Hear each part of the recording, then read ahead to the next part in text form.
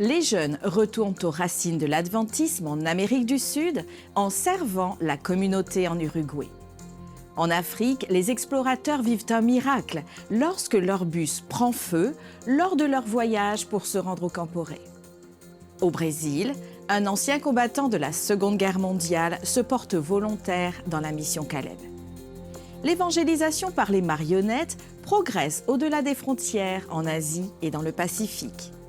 Voici les titres de ce nouvel épisode des Actualités ANN et visionnez d'autres nouvelles d'espoir et de foi.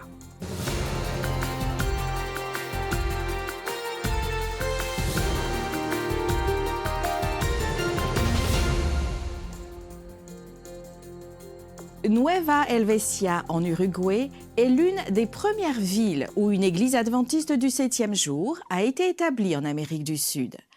Cependant, avec le temps, la population uruguayenne s'est éloignée de la religion. Aujourd'hui, les jeunes adventistes du pays ont choisi ce lieu historique de l'adventisme pour organiser une foire de la santé et une fois de plus, apporter un message d'espoir aux citoyens de cette région. Blancarena, un véritable paradis en Uruguay. Une plage calme, une nature flamboyante et un beau coucher de soleil. Le lieu typique pour des vacances familiales relaxantes, loin de l'effervescence.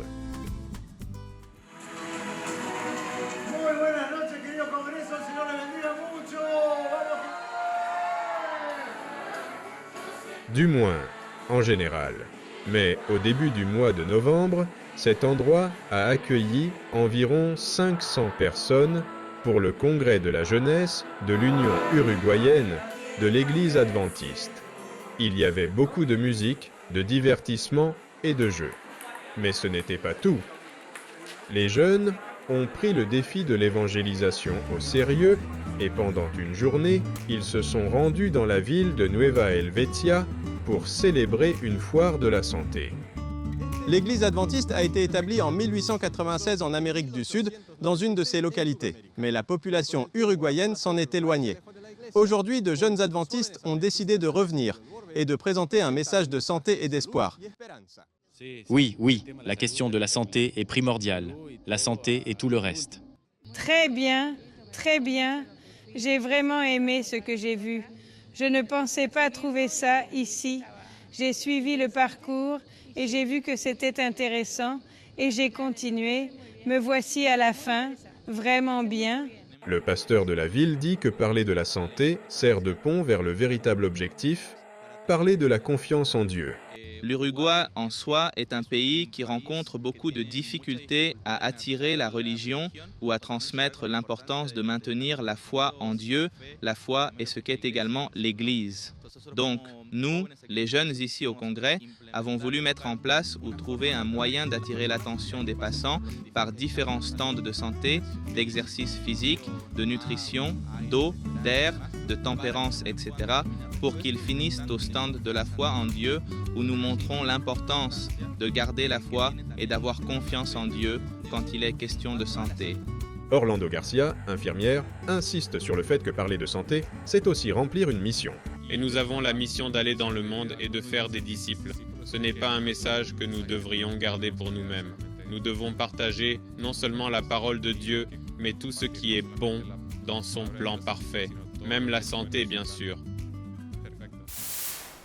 De l'Église adventiste du 7e jour de la région du sud de l'Asie et du Pacifique, nous vient l'histoire incroyable d'une évangéliste marionnettiste qui apporte la joie et la foi au-delà des frontières de son pays. Au cœur de Sarawak, en Malaisie, ce ministère de marionnettes a été une source d'inspiration pour des milliers d'individus.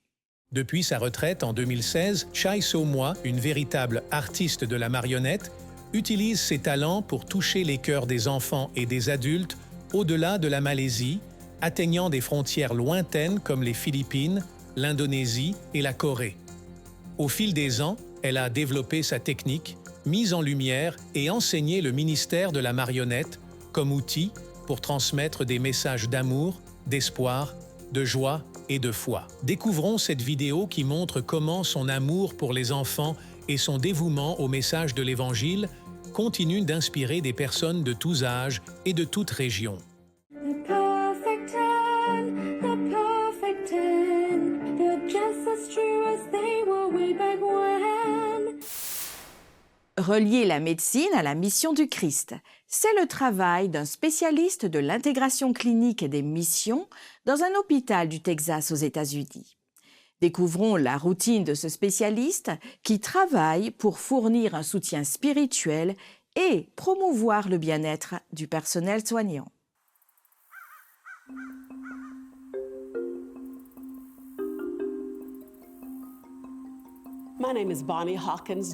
Je m'appelle Bonnie Hawkins Jordan et je suis spécialiste en CMI pour Texas Health Hughley. Une journée typique pour moi consiste à visiter les bureaux et j'aime beaucoup ces visites. Je vais voir ce que j'appelle ma famille. Erika, tu as une minute pour la méditation? Bien sûr. Très bien.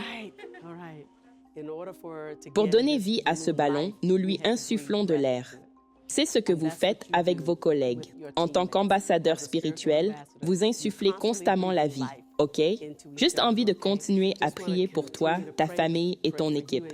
D'accord? Père, je te remercie beaucoup pour cette femme. Je partage une méditation différente chaque semaine. Et comme je l'ai dit, que vous sortiez d'une tempête, que vous soyez sur le point d'en affronter une, qu'une soit en train d'arriver. J'ai pensé suivre un certain thème et à m'y tenir, mais c'est souvent un schéma basé sur mes propres méditations, suivant ce que j'ai traversé. Chaque fois que Bonnie entre, elle apporte généralement un message avec elle basé sur ses lectures bibliques. Et j'en ai un ici. Il m'ouvre souvent des perspectives et me donne aussi la foi.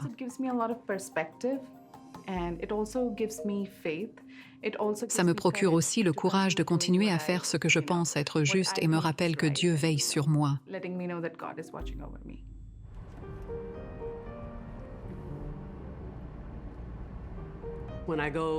Lorsque je vais de l'hôpital à mes autres cliniques externes, je les visite dans différentes villes où je me déplace et je leur apporte de la joie et des encouragements, tout comme je le fais pour ceux qui sont à l'hôpital.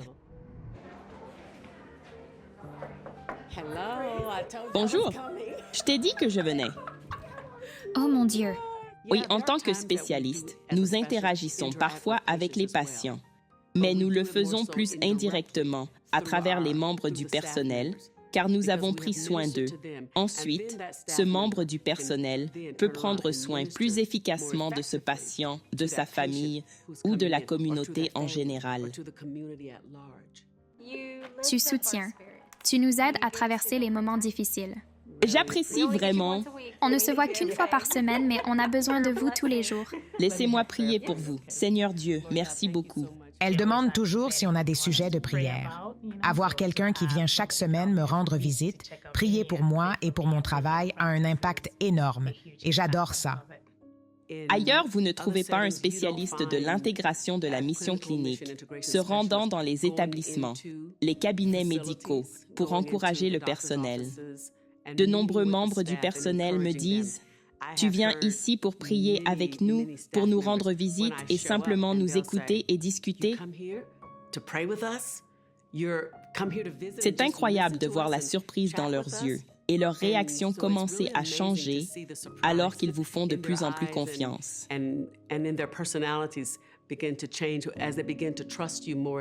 Permets à ton Esprit Saint de descendre en eux, sur les patients, Seigneur. Que cette équipe s'appuie sur ta présence et est avec toi, au nom de Jésus. Merci, Seigneur. Amen.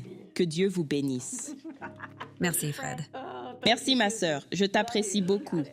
CMI, spécialiste de l'intégration de la mission clinique.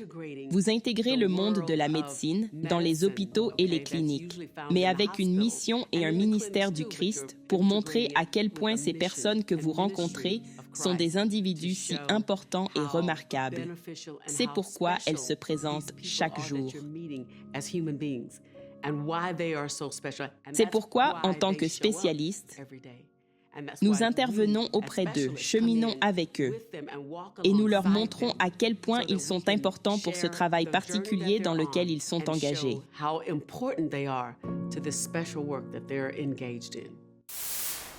En Jamaïque, 100 étudiants applaudissent Advent Health pour leur don d'ordinateurs portables. Les étudiants infirmiers de dernière année de l'Université des Caraïbes du Nord en Jamaïque ont éclaté en applaudissements alors qu'ils recevaient 110 ordinateurs portables personnels et des oxymètres. 110 ordinateurs portables pour les étudiants en 3e année de soins infirmiers de l'Université des Caraïbes du Nord. Les cadeaux ont été donnés par Advent Health en collaboration avec l'hôpital Andrews Memorial et la fondation GSI, le bras caritatif de l'Église adventiste du 7e jour en Jamaïque et le véhicule de distribution des biens dans le pays. Ce don en équipement vise à renforcer l'éducation des futures infirmières face aux défis auxquels la profession est confrontée et répond aux besoins urgents de développement et de rétention des infirmières en Jamaïque. Garantir une excellente éducation, une expansion de haute qualité et finalement retenir les infirmières qualifiées au sein du personnel. L'événement s'est tenu à l'église adventiste du 7e jour de Kennecott. Le pasteur Everett Brown a offert une prière de gratitude et les étudiants en soins infirmiers ont présenté une performance musicale.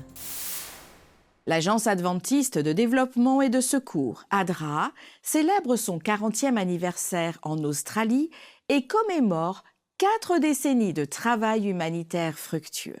En tant que bras humanitaire mondial de l'Église adventiste du 7e jour, ADRA s'est engagé à servir les communautés du monde entier, indépendamment de leur origine ethnique, politique ou religieuse. Avec un héritage de plus d'un siècle, ADRA est devenu un acteur majeur du développement communautaire durable et de l'aide en cas de catastrophe, bénéficiant d'une présence mondiale avec plus de 5000 employés et 7000 bénévoles dans 120 pays. Michael Kruger, président d'ADRA International, réfléchit au progrès de l'organisation et souligne l'engagement continu à faire une différence positive dans les communautés défavorisées.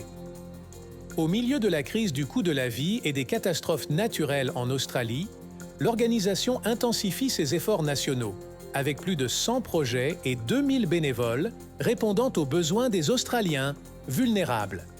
L'engagement d'ADRA à servir comme Jésus reste ferme, favorisant des partenariats avec des églises et des boutiques ADRA pour être un vecteur de changement significatif dans les communautés.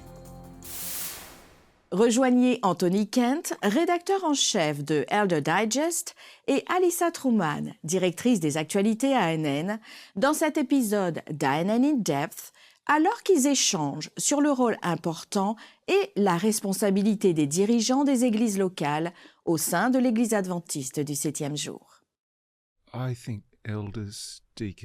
Les anciens, les diacres et les diaconesses sont vraiment indispensables. Ce qu'ils font est extraordinaire. Vous avez demandé quels sont les rôles spécifiques des anciens.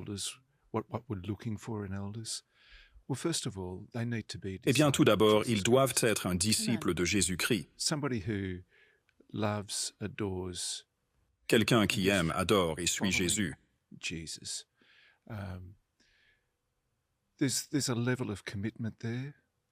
Il faut un niveau d'engagement. C'est un rôle exigeant. Cet engagement doit être à la hauteur de cela.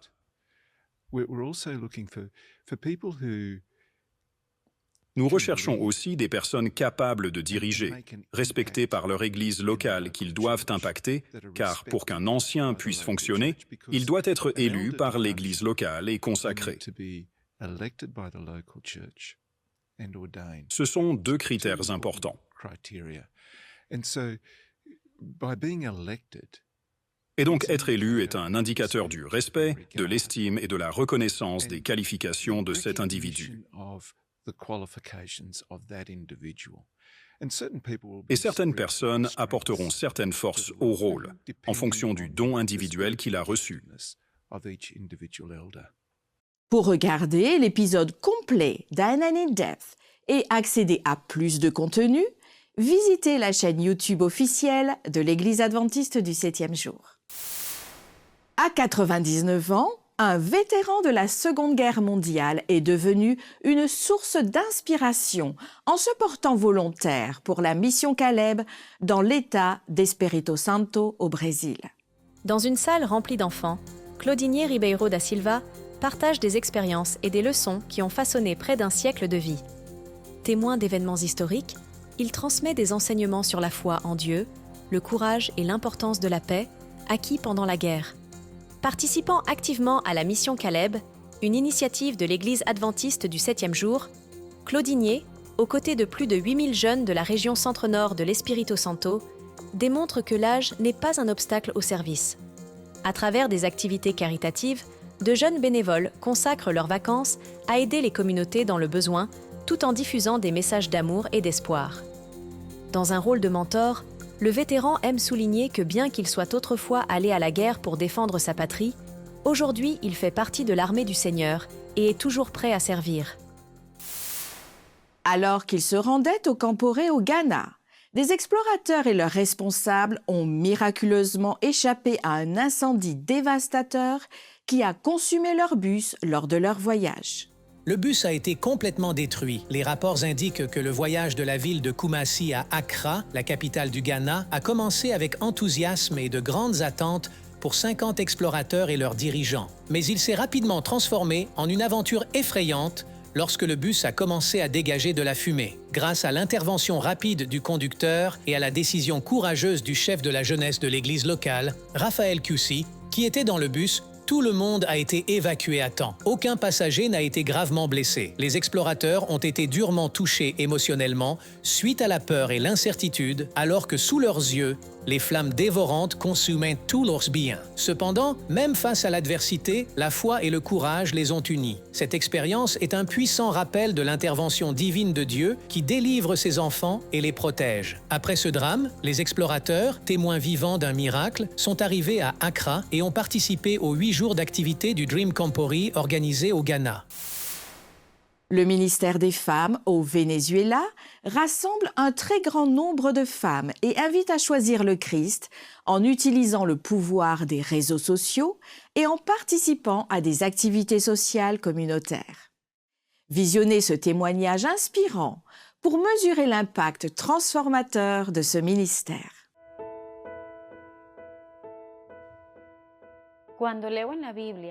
Lorsque je lis dans la Bible que nous devrions briller pour Jésus, je sens un engagement profond et une grande opportunité de briller pour lui, avec d'autres femmes.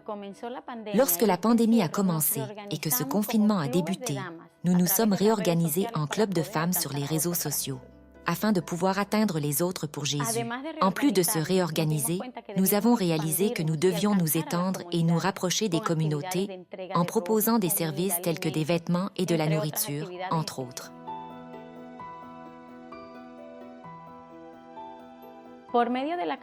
Avec la formation et la certification de la division interaméricaine, nous mettons en œuvre des ateliers bibliques créatifs pour chaque femme. Avec les ressources les plus basiques, nous avons commencé à créer des images innovantes tout en étudiant la Bible. Ce qui a commencé très petit s'est terminé par 1200 personnes étudiant la parole de Dieu. Gloire à Dieu, aujourd'hui plus de 600 personnes ont donné leur vie à Jésus par le baptême.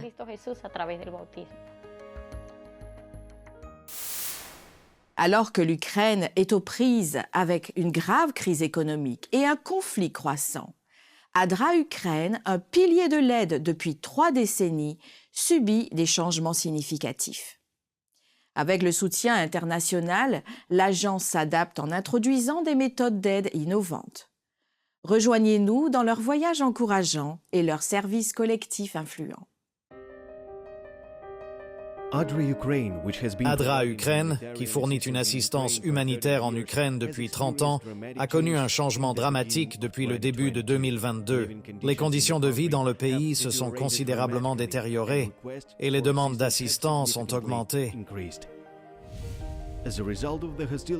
En raison des hostilités et de la catastrophe à la centrale hydroélectrique de Kaoka, des centaines de milliers d'hectares de terre sont devenus inhabitables et l'Ukraine a perdu le contrôle des principaux territoires, obligeant les personnes déplacées à quitter à nouveau leur lieu de refuge. Grâce au soutien immense de partenaires internationaux et de bénévoles, nous avons pu apporter une aide significative aux victimes et à ceux qui ont perdu leur maison, et nous continuons à intervenir. Pendant cette période difficile, nous avons introduit de nouvelles méthodes d'aide à travers des centres de protection organisés et des programmes de réhabilitation, en tenant compte de tous les défis de la guerre. Nous avons apporté une aide alimentaire, notamment du pain, des produits d'épicerie, des formules pour bébés, des kits et bons alimentaires. Nos programmes d'évacuation, de transport social et d'hébergement sauvent des vies. Grâce à nos partenaires internationaux, les gens ont pu reconstruire leur maison gratuitement ou déménager vers des endroits plus sûrs.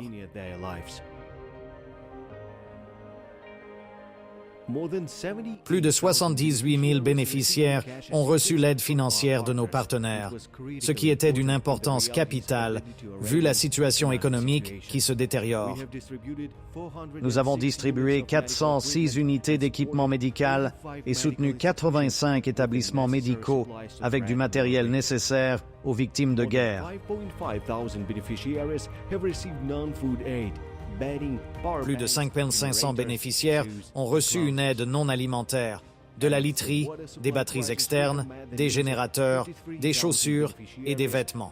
Nous avons livré plus de 530 000 litres d'eau potable à 53 000 bénéficiaires et une aide d'un poids total de plus de 417 tonnes. Nous avons aussi foré des puits pour un approvisionnement en eau potable.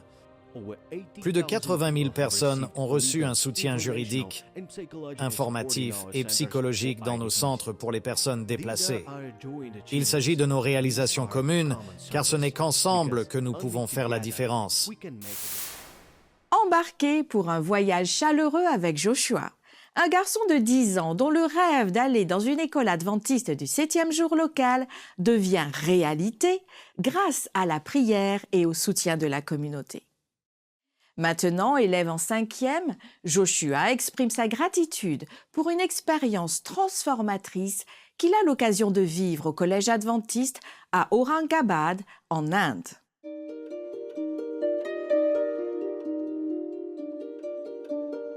La famille de Joshua se bat pour survivre. Le garçon de 10 ans souhaitait ardemment aller à l'école adventiste du 7e jour local, mais ses parents n'avaient pas les moyens de l'y envoyer. Un jour, Joshua et ses parents se rendaient au marché local. En chemin, ils passèrent devant l'école adventiste. Joshua entendit les enfants chanter lors de la rencontre spirituelle du matin. Il désirait tant se joindre à eux, porter l'uniforme qu'ils avaient, avoir les livres qu'ils étudiaient et surtout chanter les chansons qu'ils entonnaient avec force. Le père de Joshua a vu l'expression triste de son fils et est allé à l'intérieur pour parler à un enseignant. Ensemble, ils se sont rendus dans le bureau du pasteur. L'enseignant a expliqué au pasteur que les parents de Joshua voulaient l'envoyer à l'école, mais qu'ils n'en avaient pas les moyens. Le pasteur a promis de parler au directeur de l'école. Puis le pasteur, l'enseignant et le père de Joshua ont prié ensemble. Le père de Joshua a prié pour que Joshua soit admis à l'école. Le pasteur a été impressionné par la foi de cet homme et lui a assuré que Dieu répondrait aux prières de foi. Ce jour-là, Dieu a répondu à la prière du père. Aujourd'hui, Joshua est le plus heureux des enfants. Il porte fièrement son uniforme et se joint aux autres enfants qui chantent bruyamment et joyeusement. Le directeur de l'école lui a trouvé un parrainage, si bien que ses parents n'ont pas eu à s'inquiéter des frais de scolarité. Joshua étudie sérieusement et espère devenir pasteur quand il sera grand. Je remercie Dieu parce que maintenant je fais partie de cette école et j'en apprends plus sur Jésus grâce à l'école. Le lycée adventiste du 7e jour d'Aurangabad a été créé en 1989 pour offrir une éducation aux enfants de toutes les couches de la société autour du campus. Nous avons actuellement 202 enfants et parmi eux, seuls 10 sont adventistes du 7e jour. L'école est vraiment très spéciale parce que lorsque les enfants y sont, ils apprennent l'amour de Jésus. Dès qu'ils arrivent à l'école, nous veillons à ce qu'ils participent à la rencontre du matin. Ils ont le culte. Ils sont entourés d'un grand nombre de valeurs tirées de la Bible. C'est en cela que notre école est unique. Malheureusement, après 34 ans de service, des améliorations doivent être apportées pour renforcer l'apprentissage et la sécurité des élèves. Ils n'ont pas de bibliothèque ni de laboratoire et doivent se rendre dans une autre école pour accéder à ces équipements. L'école ne disposant que de 6 salles de classe, elle doit répartir les élèves en 2 équipes afin d'accueillir les 202 élèves. L'école doit installer un filtre à eau pour l'eau potable et remplacer les tables branlantes qui peuvent être dangereuses. En raison de l'infrastructure de notre école recevant de nombreux enfants déjà inscrits, bon nombre de parents ne veulent pas y admettre leurs enfants. Ils sont souvent attirés par de meilleures écoles. Mais une fois que notre école sera construite, j'ai la certitude, avec l'aide de Dieu, que de nombreux enfants viendront ici et connaîtront l'amour de Dieu. Une partie de vos offrandes du 13e sabbat contribuera à fournir les installations nécessaires à l'école secondaire adventiste anglaise du 7e jour à Aurangabad, en Inde. Nous voulons donc que vous priez et que vous vous souveniez d'eux dans vos prières, afin que de nombreux enfants reçoivent une bonne éducation. Il s'agit d'une véritable éducation dispensée par l'école, comme notre école ici dans la section du Maharashtra du Nord. Merci de soutenir notre mission par vos offrandes. Sur ces histoires inspirantes, touchantes et réconfortantes, nous concluons les actualités ANN de cette semaine. Merci de nous avoir suivis. Rejoignez-nous la semaine prochaine pour plus de nouvelles du siège de l'Église adventiste du 7e jour. Saviez-vous que l'Église adventiste a une chaîne YouTube où vous pouvez regarder ANN Vidéo, ANN In Depth et plein d'autres vidéos étonnantes sur la prophétie, la santé et l'étude de la Bible? Cliquez sur le bouton S'abonner pour ne jamais manquer une nouvelle vidéo. Vous pouvez également nous laisser un commentaire ou un sujet de prière car une équipe prie pour vous. Avant de nous quitter, voici une bonne nouvelle tirée du psaume 46 au verset 10. Arrêtez et sachez que je suis Dieu. Je domine sur les nations, je domine sur la terre. Ainsi s'achève notre programme de cette semaine. N'oubliez pas que vous pouvez toujours visiter adventiste.news/fr pour des nouvelles quotidiennes et des vidéos. À la semaine prochaine pour d'autres nouvelles de foi, d'amour et d'espérance. Que Dieu vous bénisse.